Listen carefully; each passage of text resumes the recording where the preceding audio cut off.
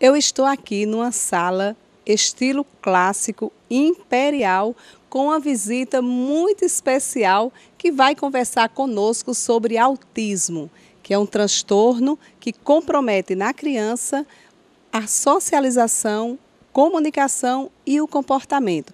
Tia Carla é psicóloga e atende crianças. Tia Carla, quais os sintomas do autismo e o que é esse transtorno? O autismo é um transtorno do desenvolvimento que atinge principalmente dois aspectos principais na vida da criança. A questão da comunicação, que interfere na interação social, e também um padrão repetitivo, um padrão restrito de comportamento. Então, existem características muito comuns de todos nós, que é a questão da criança ficar repetindo sempre as mesmas coisas na fala, que a gente chama de ecolalia, repetindo frases, por exemplo, que vê na TV, no desenho animado. A tendência da criança ou da pessoa com autismo é se isolar, porque justamente há uma dificuldade nesse processo de interação social que está diretamente ligado à comunicação. Afinal de contas, a gente se comunica justamente para interagirmos uns com os outros. Então, são crianças que tendem a se isolar um pouco mais. Algumas desenvolvem a fala, a linguagem normalmente, outras têm algum atraso, alguma alteração nesse processo de linguagem, ou mesmo nem chegam a desenvolver essa fala. E o outro grupo principal das características esse comportamento da criança muitas vezes ficar balançando a mãozinha ou balançando o próprio corpo para frente e para trás, ou brincando, fazendo sempre as mesmas coisas. É muito comum casos de crianças com autismo que gostam de ficar girando objetos, ao invés de brincar com o carrinho ou com a bicicleta, viram de cabeça para baixo e ficam rodando a rodinha o pneuzinho do carro ou da bicicleta, girando tampinha de panela. É uma outra característica muito comum que a gente vê, que é de conhecimento, de domínio público, é a questão de se chamar a criança e ela aparentemente não ouvir, mas na verdade ela ouve, só que não atende. Por isso que muitas crianças, quando se percebe que ela não atende ao chamado, principalmente dos familiares, se faz uma avaliação da audição, porque primeiro tem-se que descartar a suspeita de que a criança é surda ou tem uma perda auditiva. Mas, na verdade, já é esse processo de interação social que está comprometido. Agora, qual a classificação atual para o autismo?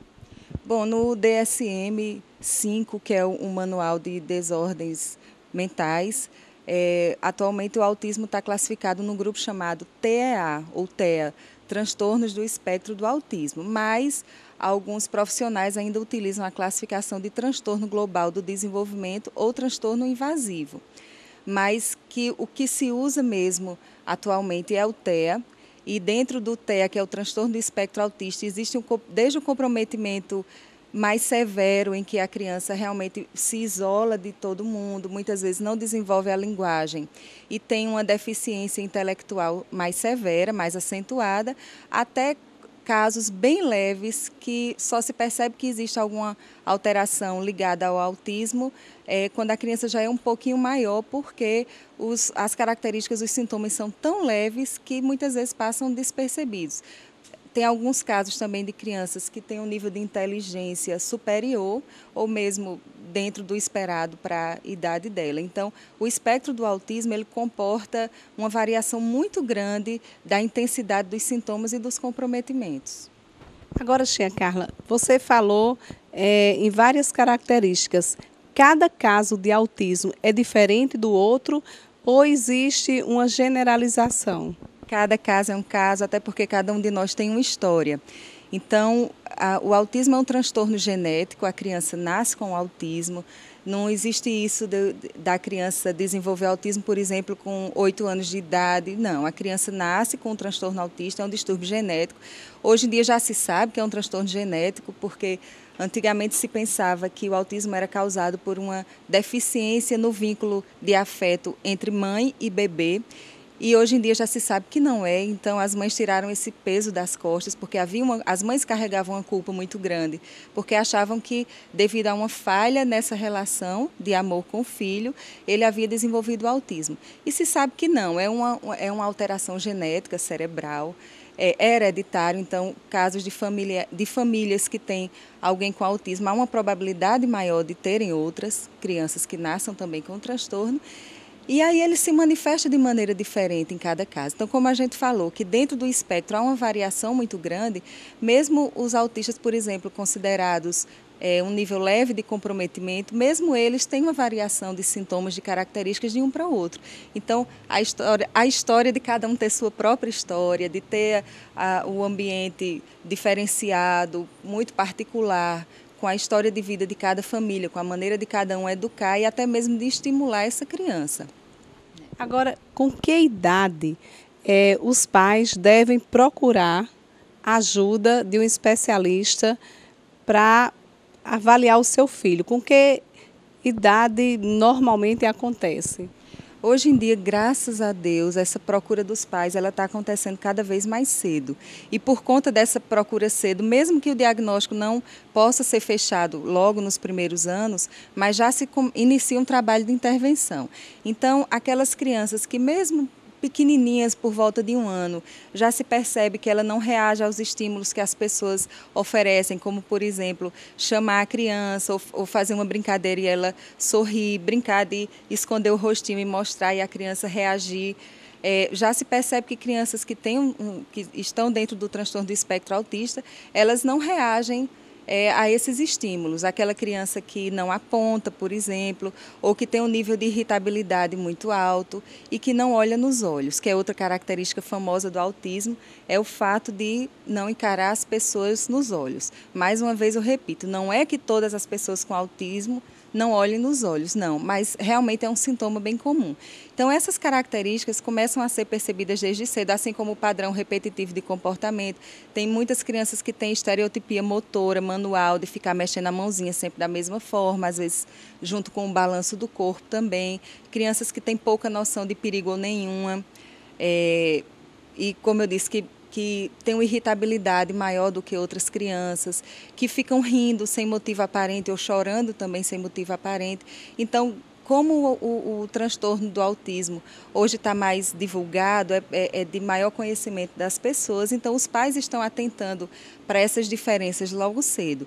Então, tem crianças que a gente recebe em consultório com menos de 2 anos de idade que os pais suspeitam que possa ser um caso de autismo. E quanto antes iniciar essa intervenção, e a gente não precisa ter o diagnóstico lá, o nome no papel, que se trata de um transtorno autista, para a gente começar a intervir, a trabalhar, né? Só repetindo, quanto antes essa criança for atendida pelos profissionais dos quais ela necessita, e a família, claro, estimulando em casa também, melhor vai ser a evolução, o desenvolvimento dela. Quais especialistas, tia Carla, os pais devem procurar para ter essa intervenção e esse diagnóstico?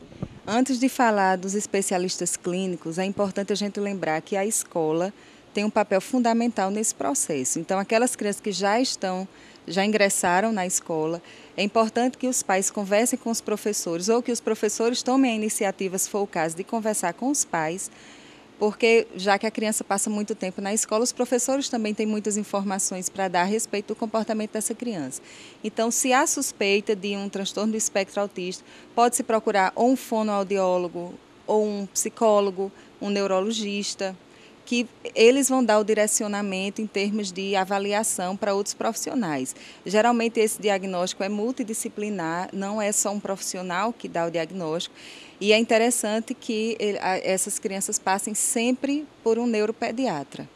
Tia Carla, ultimamente eu tenho escutado muito em uma teoria nova que tem a ver com o que nós estamos conversando, a teoria da mente. Explica para a gente o que é. A teoria da mente é a gente compreender o outro como se a gente estivesse se colocando no lugar dele. É um pouquinho parecido com a empatia. É eu me colocar no lugar do outro e tentar entender o que ele está sentindo, o que ele está pensando, e aí eu organizar meu comportamento. Então, a questão, vamos dizer assim, de se importar com o que o outro sente, com o que o outro pensa. Para a pessoa com autismo, isso é muito difícil de ser feito, né? Só é conseguido com o tempo, com o trabalho de estimulação. Mas a pessoa com autismo, a tendência é prestar muito mais atenção em coisas do que em pessoas.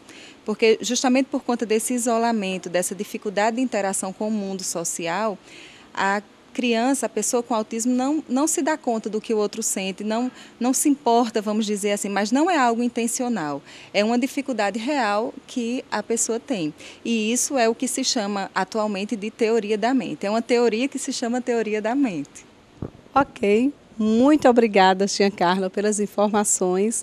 E agora eu gostaria que você nos despedirmos dos telespectadores com alguma mensagem sua ou algum alerta seu para eles em relação a esse tema. E depois eu vou falar para vocês onde fica esta sala maravilhosa, estilo clássico colonial que nós estamos agora.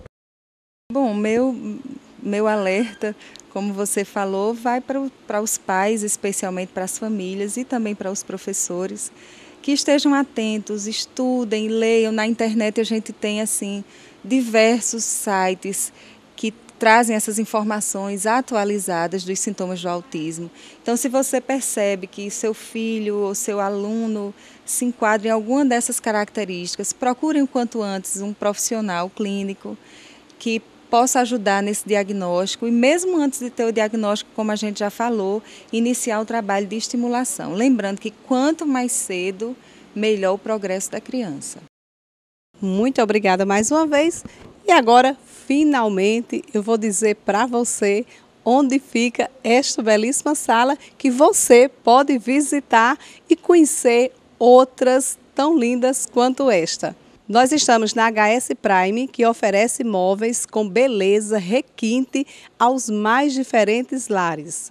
Você pode criar ambientes como este que nós estivemos, com móveis finos que têm requinte, beleza, qualidade da estrutura e acabamento.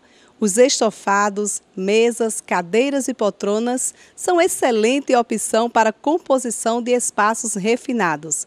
O espaço ambiente agora é HS Prime.